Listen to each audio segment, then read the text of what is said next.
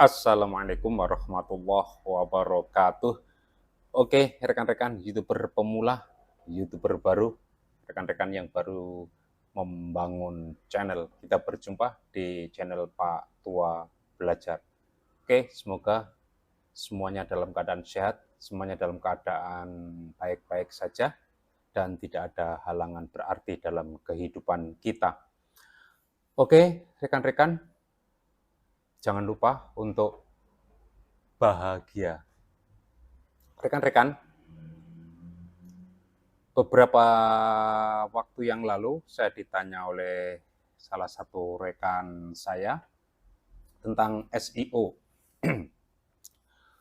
Jadi hari ini kita membahas tentang SEO YouTube, Search Engine Optimization. Rekan saya bertanya, apakah saat ini SEO itu masih penting dan apakah masih diperhatikan? Penting untuk diperhatikan. Oke, rekan-rekan, hari ini kita akan mendiskusikan hal itu. Mudah-mudahan bermanfaat diskusi kita hari ini dan bisa kita pahami bersama-sama. Yang penting, rekan-rekan tidak berhenti menonton video ini di awal, tetapi harus menonton sampai di akhir agar pesannya bisa kita pahami bersama-sama. Jadi, oke, rekan-rekan, kita lanjutkan. Kita berdiskusi ini dalam konteks kita sebagai YouTuber pemula tentu saja. Sebagai YouTuber baru yang masih mengharapkan traffic, yang masih mengharapkan para penonton YouTube itu mau menonton video kita. Tentu saja dari manapun sumbernya. Nah, kembali ke masalah SEO, rekan-rekan, atau Search Engine Optimization. Satu hal yang perlu kita pahami bahwa selama YouTube masih ada fasilitas pencarian, meskipun difokuskan kepada pencarian video, maka mengoptimasi sebuah video itu menjadi tetap harus dilakukan. Sama halnya blog. Ketika masih ada Google, mesin pencarian Google, dan blog kita ingin ditemukan di Google, maka pastilah SEO, Search Engine Optimization, pada setiap artikel di blog kita juga menjadi sesuatu yang perlu dilakukan dan penting untuk dilakukan. Nah, sekarang diskusi kita akan berfokus pada data analitik yang ada di YouTube Studio.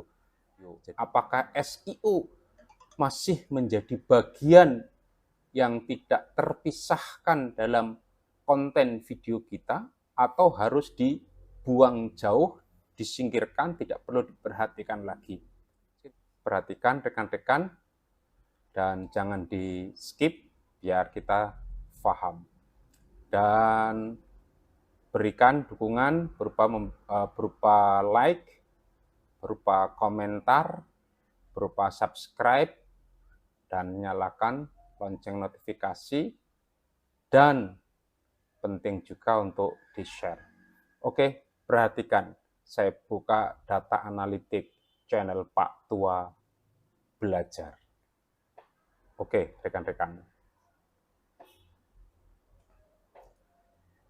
Di sini, di data analitik ini di channel Pak Tua Belajar, di sebelah kiri kita klik analitik. Kemudian kita lihat pada tab konten, kemudian kita geser ke bawah. Nah, di sini ada keterangan cara penonton menemukan video Anda.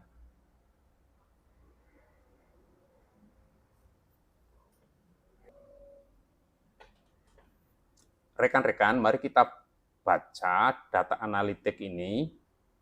Ya, jadi kita sudah membuka data analitik di Pak Tua Belajar. Jadi di sebelah kiri ini ada menu analitik, kemudian kita klik konten, kemudian kita geser ke bawah, cara penonton menemukan video Anda.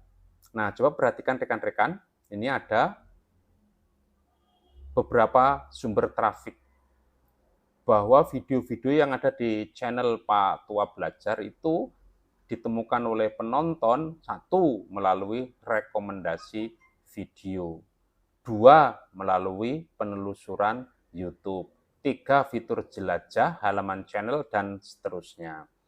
Rekan-rekan, di channel Pak Tua Belajar yang menempati peringkat pertama, videonya ditemukan melalui rekomendasi video. Artinya bahwa video-video yang ada di channel Pak Tua Belajar itu disarankan kepada penonton yang kebetulan setipe. Jadi setelah dia menonton video tutorial YouTuber pemula, bisa jadi kemudian video yang ada di channel Pak Tua Belajar disodorkan, disarankan untuk ditonton sebesar 48,5%. Nah, menariknya rekan-rekan terkait dengan diskusi kita hari ini adalah masalah SEO. Berkaitan langsung dengan video Pak Tua Belajar, dari hasil penelusuran YouTube itu menempati peringkat kedua sebesar 16,4%. Ya, meskipun tidak sebesar rekomendasi video, artinya apa? Bahwa optimasi SEO di channel Pak Tua Belajar ada manfaatnya. Jadi ada manfaatnya. Karena penonton juga mencari kata kunci tertentu, penonton mencari istilah tertentu yang kebetulan sama, yang kebetulan ada di video Pak Tua Belajar. Sehingga begitu mengetikkan kata kunci dan istilah tertentu, kemudian daftar video muncul, nah diantaranya adalah video-video Pak Tua Belajar. Kemudian diklik. Nah, jadilah itu data 16,4%. Artinya apa, rekan-rekan? Bahwa SEO tetap masih diperlukan. Berbeda halnya ketika rekomendasi YouTube ini sudah besar, misalnya 70%, misalnya 80%, bahkan 90%, sehingga faktor yang di bawahnya ini maka menjadi tidak penting lagi. Jika rekomendasi video sudah 90%, maka yang 10% dibagi dari fitur-fitur yang lain ini, maka menjadi tidak penting lagi. SEO penelusuran YouTube menjadi tidak penting lagi. Nah, karena khususnya channel Pak Tua Belajar itu rekomendasi video hanya 48,5%, maka sumber traffic yang lain menjadi sangat penting. Salah satunya adalah penelusuran YouTube. Dan penelusuran YouTube ini bisa kita dapatkan, bisa kita jadikan sumber traffic jika kita melakukan optimasi SEO pada video kita. Jadi ini rekan-rekan, tidak usah khawatir. Kita YouTuber pemula yang masih mencari sumber traffic untuk meningkatkan ranking video kita, untuk masih mencari subscriber, masih mencari jam tayang, masih meningkatkan atau masih mencari viewer dan lain sebagainya, maka optimasi video melalui SEO itu menjadi sangat dibutuhkan.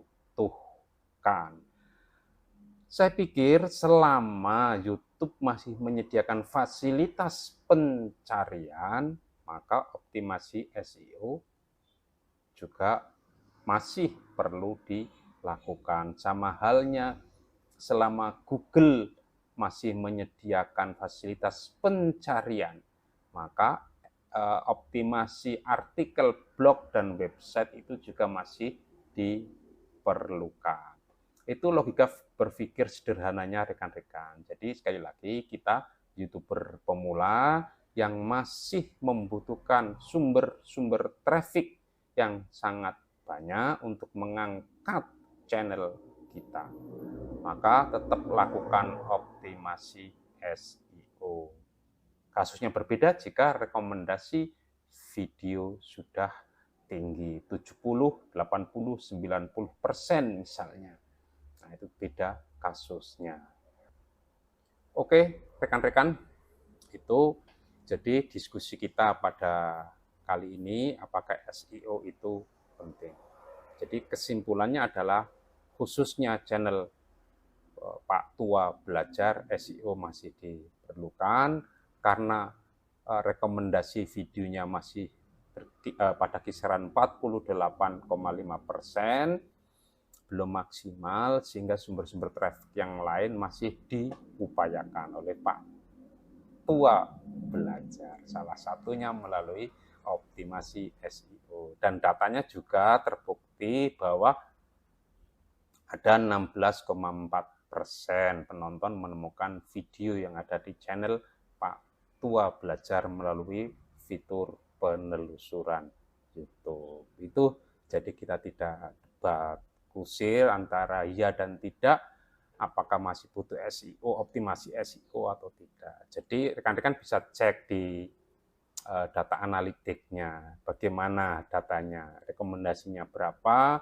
fitur penelusurannya berapa, fitur jelajahnya berapa persen masing-masing datanya. Nah, kemudian tentu antara sama YouTuber mungkin kasusnya berbeda di data analitiknya. Itu tadi data yang ada di channel Pak Tua Belajar. Mudah-mudahan bisa bisa difahami diskusi kita kali ini dan semoga bermanfaat. Tetap sehat, tetap bahagia. Oke, wassalamualaikum warahmatullahi wabarakatuh.